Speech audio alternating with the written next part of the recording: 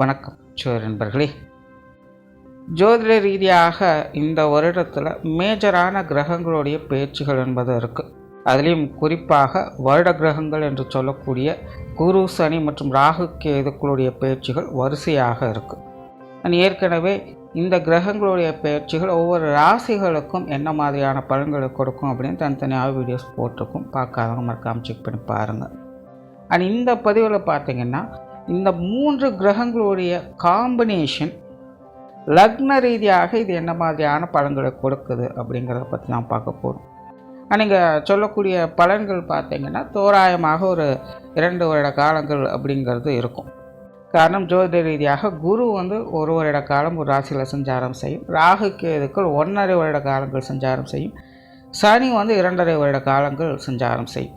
அது தவிர இந்த காலகட்டங்களில் இடைப்பட்ட காலகட்டங்களில் ஒரு 5 மாத காலகட்டங்களுக்கு வக்ரம், அதிசாரம், அஸ்தங்கம் போன்ற நிலைகளும் இந்த கிரகங்கள் மாறுபட்டு சஞ்சாரம் செய்துட்டு வரும். ஸோ இதெல்லாம் தோராயமாக ஒரு கணக்கு எடுக்கும்போது அப்ராக்சிமேட்டாக பார்த்திங்கன்னா ஒரு 2 வருட காலங்களுக்கு இந்த கிரகங்களுடைய நிலைகள் அப்படிங்கிறது இப்படி தான் செயல்பட்டுட்டு இருக்கும். மேற்கொண்டு பதிவுகளை பார்க்கறதுக்கு முன்னாடி ஒரு சில விஷயங்கள் எப்போவுமே லக்ன ரீதியான பதிவுகள் போடும்போது ஒரு கமெண்ட் ரெகுலராக வந்துடும், சார் இது ராசிக்கும் பொருந்துமா அப்படின்னு. அதை பற்றி ஏற்கனவே நிறைய விளக்கங்கள் சொல்லி இருக்கும். பட் இருந்தாலுமே அந்த கேள்விங்கிறது வந்துக்கிட்டே தான் இருக்கும். ஸோ இங்கே சொல்லக்கூடிய லக்ன பலன்கள் அப்படிங்கிறது ராசிகளுக்கும் பொருந்தும். பட் ஒரு 50% பொருந்தும், முழுக்க பொருந்தாது. ஒரு 50% அந்தந்த ராசிகளுக்கும் அதனுடைய பாதிப்புகள் அப்படிங்கிறது இருந்துக்கிட்டு இருக்கும். அண்ட் இன்னொரு விஷயம் பார்த்திங்கன்னா லக்ன பலன்கள் அப்படிங்கும்பொழுது அங்கே எப்போவுமே பாசிட்டிவ் நெகட்டிவ் கலந்து தான் இருக்கும். இந்த ராசி பலன்களை சொல்கிற மாதிரி ஒரே மாதிரியான பாசிட்டிவான விஷயங்களோ அல்லது ஒரே மாதிரியான நெகட்டிவான விஷயங்களோ இங்கே இருக்காது. கண்டிப்பாக ஒரு சைடில் பாசிட்டிவ் இருந்ததுன்னா இன்னொரு சைடில் அது நெகட்டிவாக இருக்கும். அதுதான் ஒரு கதவு அடைத்தால் மறு கதவு திறக்கும் அப்படின்னு சொல்லுவாங்க. அது ஜோதிடத்தில் இந்த விஷயங்களுக்கும் பொருந்தும்.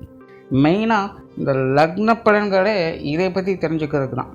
அதாவது எதெல்லாம் நம்ம லக்ன ரீதியாக ஃபேவராக இருக்குது, அன்ஃபேவராக இருக்குது அப்படின்னு புரிஞ்சுக்கிட்டோம்னாலே அது சார்ந்த விஷயங்களை மட்டும் கொஞ்சம் கேர்ஃபுல்லாக இருந்துட்டால் போதும். மற்ற விஷயங்களை பற்றி நம்ம கவலைப்பட வேண்டியது இருக்காது. அது எப்படி இருந்தாலும் சரி கடை தெரிந்துடும். பிரச்சனை இருக்கக்கூடிய விஷயங்களை எது என்னன்னு பார்த்து தெரிஞ்சுட்டு அதில் மட்டும் கவனமாக இருந்துட்டால் போதும். நல்லது நடக்கக்கூடிய விஷயங்களை பற்றி கூட பெருசாக கவலைப்படும். ஏன்னா எப்படி இருந்தாலும் அது நல்லது தான் நடக்க போகுது. எதுவுமே தொடர்பில்லாத விஷயங்களை பற்றும் பெருசாக கவலைப்பட வேண்டிய, ஏன்னா அது எதுவுமே ஆக போகிறது கிடையாது. ஸோ எது பாசிட்டிவாக இருக்குது எது நெகட்டிவாக இருக்குதுன்னு பாயிண்ட் பண்ணக்கூடிய விஷயங்களை தான் இந்த லக்ன பலன்கள் அப்படிங்கிறது சொல்லும். ஸோ இனி லக்ன ரீதியாக இந்த குரு, சனி மற்றும் ராகு கேதுக்களுடைய பயிற்சிகள் எப்படி இருக்கும் அப்படிங்கிறத பார்க்கலாம். ஆனால் இந்த வருடம் பார்த்திங்கன்னா முதல்ல சனி பயிற்சி என்பது இருக்குது. அதாவது திருக்கணிதப்படி சனி பயிற்சி இருக்குது. அதுக்கப்புறமா ராகு கேது பயிற்சி வரும். அதுக்கப்புறமா குரு பயிற்சி வரும். ஸோ பலன்களும் பார்த்திங்கன்னா இந்த ஆர்டரில் தான் இருக்கும். தவிர இந்த பதிவு பார்த்திங்கன்னா கொஞ்சம் லென்த்தியாகவும் அதே போல் கொஞ்சம் கன்ஃபியூஷனாகவும் இருக்கும். காரணம் அதை பற்றி ஏற்கனவே இந்த ராசி பலன்களை விரிவாக சொல்லியிருக்கோம். பட் இங்கே சிம்பிளாக சொல்கிறேன். இந்த வருடத்தினுடைய இந்த கிரக அமைப்புகளே பார்த்திங்கன்னா ஒரு தக் ஆஃப் லைஃப் மாதிரி ஒன்றுக்கொன்று சளைச்சதில்லை அப்படிங்கிற நிலைகளில் தான் செயல்பட்டுக்கிட்டு இருக்கும். ஆக ஒரு சைடில் ஒரு பாசிட்டிவான விஷயங்கள் வேலை செய்யுது அப்படிங்கும்பொழுது இன்னொரு பக்கம் நெகட்டிவான விஷயங்கள் அதே வீரியத்தோடு அங்கே வேலை செஞ்சுக்கிட்டு தான் இருக்கும். அப்போது ஒரு சைடில் நமக்கு சரின்னு தெரியிற விஷயம் இன்னொரு சைடில் போய் பார்க்கும்போது தவறாகத்தான் இருக்கும். அதனால் பலன்கள் கொஞ்சம் கன்ஃபியூஷன் ஆகிற மாதிரி தான் இருக்கும். முடிஞ்ச அளவுக்கு கொஞ்சம் ஸ்கிப் பண்ணாமல் பாருங்கள். நீ மேற்கொண்டு உங்கள் லக்ன ரீதியாக இனி எப்படி இருக்கும் அப்படிங்கிறத பார்க்கலாம். துலாம் லக்னம். துலாம் லக்னக்காரங்களுக்கு வாழ்க்கையான தற்போதைய நிலையில் கப்பு சிப்புன்னு மந்தமாக அமைதியாக போய்கிட்டு இருக்கும். காரணம், சமீப காலமாகவே துலாம் லக்னக்காரங்களுக்கு வாழ்க்கையில் எதையோ சாதிக்கணுங்கிற ஒரு நாட்டம். அப்படி நாட்டம் இருக்கிறதுல எந்த தவறும் கிடையாது. ஆனால் அதற்காக செய்த விஷயங்களும் காரியங்களும் சூழ்நிலைகளும் தான் வாழ்க்கை நிலையை பற்றி ஏதேதோ யோசிக்க வச்சிருக்கும். ஏதோ ஒரு விஷயம் பெருசாக கைக்கு கிடைச்சிருக்கு, நீ வாழ்க்கை நிலையை மாறப்போகுதுன்னு நினச்சி எது பின்னாடியோ கண்மூடித்தனமாக ஓடி அழுத்து களைத்த பிறகு தான் புரிஞ்சுது இதெல்லாம் வெறுமனே நம்மளுடைய எதிர்பார்ப்புகள் மட்டும்தானே தவிர இன்னும் எதுவும் உருப்படியாக சரியாகலை, இன்னும் எதுவும் கச்சிதமாக ரெடி ஆகலை, இன்னும் நம்ம இருக்கிற இடத்துலையே தான் இருந்துக்கிட்டு இருக்கோங்கிற யோசனை ஏற்படுது. இதனால் வரைக்கும் குண்டு சட்டிக்குள்ளே குதிரை ஓட்டின கதையாக போச்சேன்னு அவங்களையே யோசிக்க வைக்கும். ஆக துலாம் லக்னக்காரங்க சமீப காலத்தில் வாழ்க்கையில் எதையோ நோக்கி ஓடி போகிறாங்க. எவ்வளவோ விஷயங்களையும் பார்த்தாங்க. ஆனால் அது எல்லாமே பிரயோஜனமாக உருப்படியாக இருந்ததா அப்படின்னு பார்த்தா அதுதான் கிடையாது. அதனால் பெருசாக எந்த ஒரு மாற்றமும் இல்லை. வழக்கமான நிலைகள் தான். எப்படி போனனோ அப்படியே திரும்பவும் வந்திருக்கேன். இன்னும் சொல்ல போனால் நிறைய துலாம் லக்னக்காரங்களுக்கு வாழ்க்கையை வெறும் மனக்கோட்டை கட்டி கொண்டே வாழ்ந்து கொண்டிருக்கேங்கிறன்னு தலையில் உரைக்கிற மாதிரி சில சம்பவங்களை ஏற்படுத்தி இருக்கும். ஆக வாழ்க்கையில் தன்னுடைய யதார்த்த நிலை என்ன என்பதை புரிய வைக்கக்கூடிய விஷயங்களைத்தான் சமீப காலமாகவே பார்த்துக்கிட்டு வர்றாங்க. மற்றபடி எல்லாம் பெருசாக சொல்லிக்கிறதுக்கு எதுவும் இல்லை. எல்லாம் வழக்கமான நிலைகளில் போய்கிட்டு இருக்குது. ஒரு சில சின்ன சின்ன விஷயங்கள் தங்களுடைய எதிர்பார்ப்புகளை பூர்த்தி செய்துட்டு வருது. ஆக தன்னுடைய வாழ்க்கை பெரிய அளவில் முன்னேற்றம் எதுவும் கொடுக்கலை. அதே நேரம் என்ன பெருசாக படுகொலையில் சிக்கவும் வைக்கலை. இடைப்பட்ட காலங்களில் என்ன ஏது எப்படி மாறிச்சுங்கிறது புரியல. என்னமோ இருக்கும்னு போனேன், ஆனால் ஒன்றும் இல்லைன்னு இப்போ திரும்பி வந்துட்டேன். அவ்வளோதான். இப்படி தான் துலாம் லக்னக்காரங்களுக்கு வாழ்க்கை நிலையில் பெருசாக எந்த ஒரு மாற்றம் இல்லாமல் சின்ன சின்ன சந்தோஷங்களோடு வாழ்க்கை நகர்ந்து கொண்டு இருக்குது. காரணம் கோச்சார ரீதியாக இதுவரைக்கும் கிரக அமைப்புகள் ஆசை காட்டி அலைகளிக்க வச்சதே காரணம். வெறுமனே ஒரு ரொட்டீன் லைஃப்பை அனுபவிக்கக்கூடிய கொடுப்பனையை தான் கொடுத்தது. ஏதோ சாப்பிட்டோம், தூங்கணும், வேலைகளை பார்த்தோம், சின்ன சின்ன நல்லது கெட்டதெல்லாம் அப்பப்போ தலையை காட்டிட்டு வந்தோங்கிற சூழ்நிலை தான். உண்மையில் துலாம் லக்னக்காரங்க அவங்கவுங்க வயது நிலைகளுக்கு ஏற்ப ஒரு சராசரியான வாழ்க்கையை சாந்தமாக வாழ்ந்துட்டு வர்றாங்க அப்படிங்கிறது தான் யதார்த்தம். ஆனால் மனசளவில் எதையோ எட்டு பிடிச்சிடணும், பெருசாக சாதிச்சிடணுங்கிற ஒரு ஆசை. அதன் காரணமாக இடைப்பட்ட காலங்களில் ஒரு சின்ன அலைச்சல். மற்றபடி அவங்கவுங்க நிலைகளுக்கு ஏற்ப ஒரு வழக்கமான வாழ்க்கையை வாழ்ந்துக்கிட்டு இருக்கேன் சொல்கிற சூழ்நிலைகள் தான். இப்படிப்பட்ட நிலைகளில் செயல்பட்டு வரக்கூடிய கிரக அமைப்புகள் இது தொடர்ச்சியாக ஒன்றன் பின் ஒன்றாக மாறக்கூடுது. இந்த கிரக மாற்றங்களால் துலாம் லக்னக்காரங்களுக்கு வாழ்க்கையில் மாற்றங்கள் இருக்குமா? கண்டிப்பாக இருக்கும். ஆனால் இருக்காது. வரும் ஆனால் வராதுங்கிற காமெடி மாதிரி இருக்கலாம் இல்லை, அப்படித்தான் இருக்குது. என்னதான் கிரக நிலைகள் மாற்றங்கள் ஏற்பட்டாலும், அதிலும் குறிப்பாக இந்த வருட கிரகங்களுடைய மாற்றங்கள் ஏற்பட்டாலும் கூட துலாம் லக்னத்தை பொறுத்த வரைக்கும் இந்த கிரக அமைப்புகளானது பெருசாக மாற்றத்தை ஏற்படுத்த போகிறதில்ல. இங்கே இருக்கிறது அங்கே தூக்கி போட போகுது, அங்கே இருக்கிறது தூக்கி இங்கே போட போகுது, அவ்வளோதான். இதுக்கு பேசாமல் 10 மூட்டை குடோன்லேயே இருந்துக்கலான்னு சொல்கிறனால தான். ஸோ இப்படி ஜென்ரலாக பார்த்தா இது ஒரு வழக்கமான நிலைகள் தான். பெருசாக வாழ்க்கையில் எந்த ஒரு மாற்றத்தையும் கொடுக்க போகிறதில்ல. ஆனால் இந்த கிரக மாற்றங்கள் ஏற்படும் பொழுது ஏதாவது ஒரு சின்ன வித்தியாசத்தையாவது காட்டி ஆகணுமா இல்லையா? அப்படி ஒரு சின்ன வித்தியாசம் கூட இல்லை அப்படின்னா இந்த மாற்றங்களால் எந்த ஒரு பிரயோஜனம் எப்போவுமே கிடையாது இல்லையா? அப்படி ஒரு சின்ன வித்தியாசம் இந்த கிரக மாற்றங்களால் துலாம் லக்னக்காரங்களுக்கு உண்டு. அதாவது முன்னாடியெல்லாம் என்னமோ இருக்குன்னு தேடி ஓடிக்கொண்டிருந்தாங்க, ஆனால் ஒன்றும் இல்லாமல் திரும்பி வந்தாங்க. ஆனால் இனி துலாம் லக்னக்காரங்க என்னமோ இருக்குன்னு ஓட போகிறதெல்லாம் கிடையாது. இருக்கிறது இருக்கட்டும், நிம்மதியாக வாழணும்னு நினைப்பாங்க. ஆனால் திடீர்னு ஏதோ ஒரு சூழ்நிலை காரண காலகட்டங்களில் உங்களுடைய முக்கியமான தேவைகள் பூர்த்தியாகும். என்னைக்கோ எதையோ தேடி ஓடிக்கொண்டிருந்தவங்க இன்னைக்கு அதை எட்டி பிடிக்கக்கூடிய நிலைகள் அவங்களுக்கு உருவாகும். ஆனால் இது எதிர்பார்த்த மாதிரி எதிர்பார்த்தது நடந்துதான்னு கேட்டால் இருக்காது. நீங்கள் எதிர்பார்க்காத விஷயங்கள் எதிர்பார்க்காத நேரங்களில் கைகூடும். நான் பாட்டுக்கு என் வேலை உண்டு, நான் ஒன்று நிச்சவனே இருக்கேன். அன்னைக்கு அவ்வளோ ஆர்வமாக எதிர்பார்த்துட்டு உட்காந்துருந்து அப்பெல்லாம் எதுவும் கை கிடைக்கல. இன்றைக்கி நான் ஒரு விஷயத்தில் பிஸியாக இருக்கேன், இப்போ தேவையில்லாமல் இந்த விஷயம் தீண்டுதே அப்படின்னு உங்களை கொஞ்சம் யோசிக்க வைக்கும். இப்படின்னு திடீர்னு ஒரு இடைப்பட்ட சொருகல்களாக சில சூழ்நிலை சந்தர்ப்பங்கள் உங்களுக்கு அனுகிரகத்தை ஏற்படுத்தும். உங்களுடைய நீண்ட நாள் எதிர்பார்ப்புகளை ஆசைகளை பூர்த்தி செய்யும். அதாவது பொதுவாக துலாம் லக்னக்காரங்க அனைவருக்குமே இப்போ சமீப காலங்களில் ஆசை உணர்வுகள் அதிகம், கற்பனை உணர்வுகள் அதிகம். மனசானது எதையோ சிந்திச்சு அலைவாழ்ந்து கொண்டே இருக்கும். தடுமாற்றங்கள் அப்பப்போ இருந்துக்கிட்டு தான் இருக்கும். ஏன்னா ஆசைகள் கட்டுக்கடங்காமல் போய்கிட்டு இருக்கும். 10 ரூபாய்க்கு ஆசைப்படுன்னு சொன்னால் 1000 ரூபாய்க்கு ஆசைப்படக்கூடிய சூழ்நிலை தான் துலாம் லக்னக்காரங்களுக்கு இருக்குது. அதிகப்படியாக உணர்ச்சி வசப்படக்கூடிய நிலை. தன்னுடைய கட்டுப்பாட்டில் எதையுமே வச்சுக்க முடியாது. ஒவ்வொரு விஷயத்தையுமே ரசித்து ருசித்து விரும்பி செய்வாங்க. ஒரு பூரிப்போட ரசனையோடு எல்லாத்தையும் செய்வாங்க. ஆனால் அதனால் பிரயோஜனம் இருந்துதாங்கிறது தான் கேள்வியே. அதனால் எல்லாம் 1க்கு 2 வேலைகள் செய்து 1க்கு 2 செலவு செஞ்சது தான் மிச்சம். ரசனைகளெல்லாம் என்னமோ நல்லா தான் இருந்தது.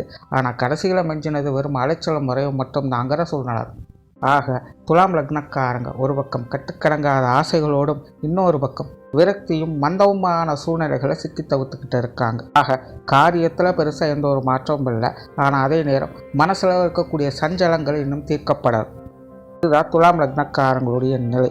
ஆனால் இப்போ வரக்கூடிய இந்த கிரக மாற்றங்களானது குறிப்பாக வருட கிரகங்களான குரு, சனி மற்றும் ராகு கேதுக்குரிய பயிற்சிகள் காரிய ரீதியான மாற்றங்களை ஏற்படுத்தி மனதில் இருக்கக்கூடிய சஞ்சலங்களை போக்கும். இருப்பினும் ஒரு சில விஷயங்களில் மட்டும் கவனம் தேவை.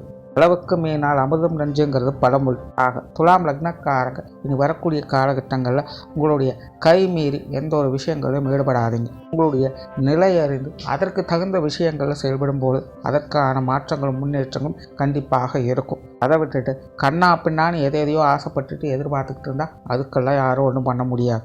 தேவைகள் என்பது பூர்த்தியாகும். அதுவும் சரியான விகிதாச்சாரத்தில் மட்டும்தான். அளவுக்கு அதிகமாக எதுவும் கிடைக்காது, அளவாக எல்லாமே கிடைக்கும்.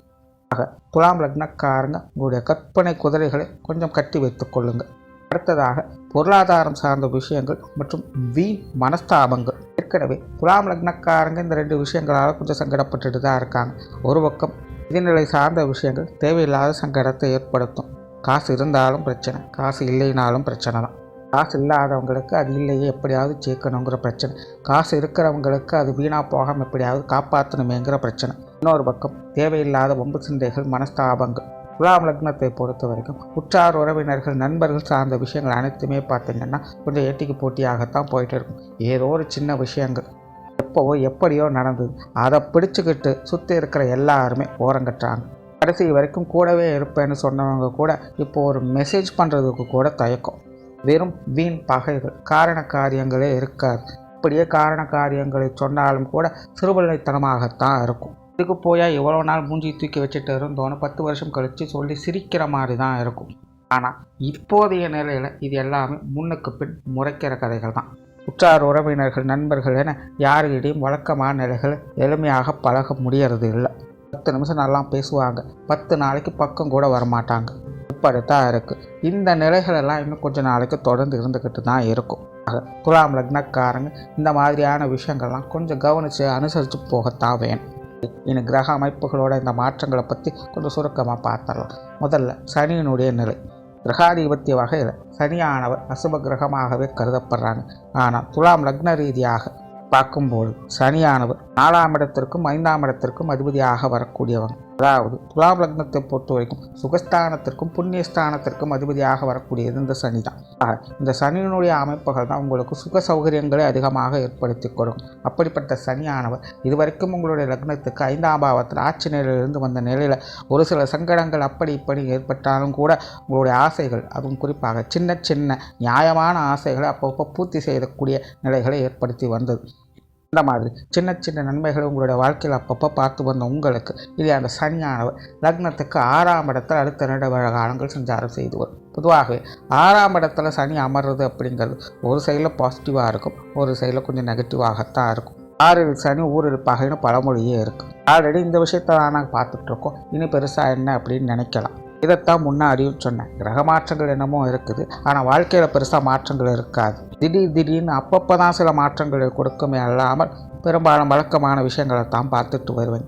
அப்படித்தான் இந்த 6ஆம் இடத்தில் இருக்கக்கூடிய சனியால் அப்பப்போ சின்ன சின்ன மாற்றங்கள், அது எந்த விஷயங்களில் தொழில் வேலை உத்தியோகமாக சில மாற்றங்கள் இருக்கும். கண்டிப்பாக இந்த காலகட்டங்களில் வேலை மாற்றங்கள், உத்தியோக மாற்றங்கள், தொழில் மாற்றங்கள் போன்ற விஷயங்கள் கண்டிப்பாக இருக்கும். ஏற்கனவே துலாம் லக்னக்காரங்க சுயத்தொழில் செய்யக்கூடியவங்களுக்கெல்லாம் வாழ்க்கை நிலையானது ரொம்பவுமே சிரமமாக இருக்கும். நேரிடம் போல இருக்குதுங்கிற நிலையை கண்டிப்பாக பார்த்து வந்திருப்பாங்க. இனி அந்த மாதிரி பிரச்சனைகள்லாம் இருக்காது. ஏதோ ஒரு விஷயங்களை பிடித்து முன்னேறக்கூடிய நிலைகளை பார்த்து வர முடியும். ஆனால் படிப்படியான முன்னேற்றங்கள் தான். லிஃப்ட்டில் நம்ம சுவிட்சை போட்டு மேலே சருன்னு போகக்கூடிய நிலைகள்லாம் எதிர்பார்க்க முடியாது. முன்னாடி எல்லாம் எதுவுமே செய்ய முடியல, எல்லாமே கையை கடிக்குதுங்கிற சூழ்நிலை. ஆனால் இனி அப்படி இருக்காது. ஏதோ ஒரு விஷயங்கள், நல்ல விஷயங்கள் உங்கள் கைக்கு கிடைத்து அதை வைத்து உருப்படியாக பிழைக்க வைக்கும். கிடைச்சதை நல்லபடியாக தக்க வச்சுக்காங்க. நிறைய பேருக்கு புதிய வேலை வாய்ப்புகள், தொழில் வாய்ப்புகள் போன்ற விஷயங்கள் கூட நல்லபடியாக அமையும். வெளியூர் மற்றும் வெளிநாடு சம்பந்தப்பட்ட விஷயங்களில் சிறப்புகளை கொடுக்கும். பொருளாதார நிலைகளில் ஏற்ற இறக்கங்களை அதிகம் ஏற்படுத்தும். கண்டிப்பாக வரவுகள் என்பது இருக்கும், வரவுகளுக்கேற்ற செலவுகளும் இருக்கும். முடிஞ்ச அளவுக்கு துலாம் லக்னக்காரங்க கடன் சார்ந்த விஷயங்களை தலையிடாதீங்க. கொடுப்பதானாலும் சரி, வாங்குவதானாலும் சரி, ரெண்டுமே சிக்கல் தான். ஆனால் 6ஆம் இடத்துல சனி இருக்கும் பொழுது பொதுவாகவே எல்லாரும் செய்யக்கூடிய விஷயங்கள் இதுதான். அப்போ தான் பார்த்து கடன் வாங்கி வீடு கட்டுறது, நிலம் வாங்கிறது, படிக்க வைக்கிறது, தொழில் செய்கிறதுன்னு பல விஷயங்களை கடன் வாங்கி செய்ய வைக்கும். ஆனால் சிலருக்கு கடன் ஒத்துக்கும், சிலருக்கு ஒத்துக்காது. ஆனால் 6இல் சனி இருக்கும்போது அனைவருக்குமே அது பிரச்சனை தான். முடிஞ்ச அளவுக்கு கடன் சார்ந்த விஷயங்களை கொஞ்சம் அவாய்ட் பண்ணிக்கோங்க. கொடுக்கல் வாங்கல் விஷயங்களில் கவனம் வைங்க. முடிஞ்ச அளவுக்கு வரவு செலவுகளில் கணக்கு வச்சு பட்ஜெட் போட்டு வாழ்க்கை நடத்துறது சிறப்பு. ஏன்னா கணக்கு வழக்கம் இல்லாமல் கையில் வாங்கினா பையில் போடுறங்கிற கதை தான். ஆனால் அதே நேரம் துலாம் லக்னக்காரங்களுக்கு இந்த பொருளாதாரம் சார்ந்த விஷயங்களில் பற்றுதல் அதிகரிக்கும். காசு பணங்களை நிறைய சம்பாதிக்கணுங்கிற ஆசைகள் அதிகரிக்கும். அதற்காக அயராது ஏதாவது ஒரு விஷயங்களை தேடி ஓட வைக்கும். காசு பண சமாச்சாரங்களை உணர்வுகளை கொஞ்சம் கட்டுப்படுத்திக்கங்க. ஆக இந்த சனியினுடைய மாற்றம் பொருளாதாரம் மற்றும் வேலை சார்ந்த விஷயங்களில் நிறைய மாற்றங்களை ஏற்படுத்தும். உணர்வுகளை கொஞ்சம் கட்டுப்படுத்துங்க. கிடைக்கிற விஷயங்களை சரியாக பயன்படுத்துங்க. அடுத்ததாக ராகு கேதுக்கள். பொதுவாகவே கிரகாதிபத்திய வகையில் ராகு கேதுக்கள் அசுப கிரகங்களாகவே கருதப்படும். ஆனால் இதே ராகு கேதுக்கள் தான் வாழ்க்கையில் அபரிவிதமான நிகழ்ச்சிகளுக்கு உறுதுணையாக இருக்கிறது. ஆக இன்றைய காலகட்டங்களில் இந்த ராகு கேதுக்களை முழுமையாக அசுப கிரகங்கள்னு ஒதுக்கிறதுக்கும் இல்லை, முழுமையான நற்பலன்கள் கொடுக்கக்கூடிய கிரகங்கள் என்று அரவணைச்சு சொல்லக்கூடிய நிலைகளும் இல்லை. ரெண்டுமே சரிசமமாகத்தான் இருக்கும். லக்ன ரீதியாக பார்க்கும்பொழுது இந்த ராகு கேதுக்கள் சில திடீர் அதிர்ஷ்ட யோக வாய்ப்புகளை உண்டாக்கக்கூடிய நிலைகளில் துலாம் லக்னக்காரங்களுக்கு எப்பவும் வேலை செய்யும். பொதுவாகவே துலாம் லக்னக்காரங்களுக்கு அவங்களோட வாழ்க்கையில் சில திடீர் அதிர்ஷ்ட யோக வாய்ப்புகள் அப்பப்போ எட்டி பார்த்துக்கிட்டு தான் இருக்கும். பெரிய பிரச்சனை ஆகிடுச்சு, வாழ்க்கையில் நீ எல்லாம் முடிஞ்சுதுன்னு நினைப்போம். ஆனால் அப்பான்னு பார்த்தா அது ஒன்றுமே இல்லைன்னு புஷுன்னு ஆகிடும். இவ்வளவுதானா, இதெல்லாம் ஒரு விஷயமா, இதெல்லாம் எனக்கு ரொம்ப அசால்ட்டு அப்படின்னு நினைப்போம். ஆனால் இம்மி அளவு கூட அசைக்க முடியாது. அப்படி எதிர்பாராததை எதிர்பாருங்கள்னு சொல்லக்கூடிய நிலைகளில் இந்த ராகு கேதுக்களானது துலாம் லக்னக்காரங்களுக்கு எப்போவுமே வேலை செய்யும். பெரும்பாலும் நல்லதுதான் செய்யுது. இப்படிப்பட்ட ராகு கேதுக்கள் இதுவரைக்கும் மறைவு ஸ்தானங்களான 6, 12ஆம் இடங்களில் அமர்ந்து வந்து தேவையில்லாத செலவுகளையும் உற்றார் உறவினர்கள் நண்பர்கள் வகையில் பகையும் ஏற்பட்டு வந்த நிலையில் உங்களுடைய லக்னத்துக்கு 5ஆம் இடத்துல ராகுவும் 11ஆம் இடத்துல கேதுவும் அமரப்போகுது. இது ஒரு வகையில் சாதகமான நிலைகள் தான். ஆனால் ஸ்தான பலன்களின் அடிப்படையில் 5, 11ஆம் இடங்களில் ராகு கேதுக்கள் அவ்வளோ ஃபேவராக வேலை செய்யாது. பட் துலாம் லக்னக்காரங்களுக்கு இந்த நிலையே வேறு. பதிவுகளையும் சொல்லியிருக்கேன். துலாம்னு எடுத்துட்டாலே பல விஷயங்களும் தலைகீழாகத்தான் நடக்கும். இந்த ராகு கேதுக்குள்ள நிலை கொஞ்சம் ஆகாத இடத்துல இருந்தாலும் கூட ஆரம்பத்தில் சில ஆகாத விஷயங்களை கொடுத்து பின்பு அதன் மூலமாகவே நற்பலன்களை ஏற்படுத்தி கொடுக்கும். சுருக்கமாக சொன்னால் நாரதர் கழகம் நன்மையில் முடியும். இப்படிதான் எல்லா விஷயங்களுமே. துலாம் லக்னக்காரங்களுக்கு இங்கேயும் திரும்பவும் சொல்கிறேன், உணர்வுகளை கொஞ்சம் கட்டுப்படுத்திக்கங்க. ஆசைகளை அளவோடு அமைச்சுக்கங்க. கண் போன போக்கில் கால் போகக்கூடாதுங்கிறத மனசில் வச்சுக்கோங்க. இல்லைன்னா மிஞ்ச போகிறது கடைசியில் வெறும் விரைவும் அலைச்சலும் மட்டும்தான். எதுவும் கட்டுப்பாட்டில் இருக்கிற வரைக்கும் எந்த பிரச்சனையும் இல்லைங்கிறதான் துலாம் லக்னக்காரங்களுக்கு இப்போதைக்கு தாரக மந்திரமே.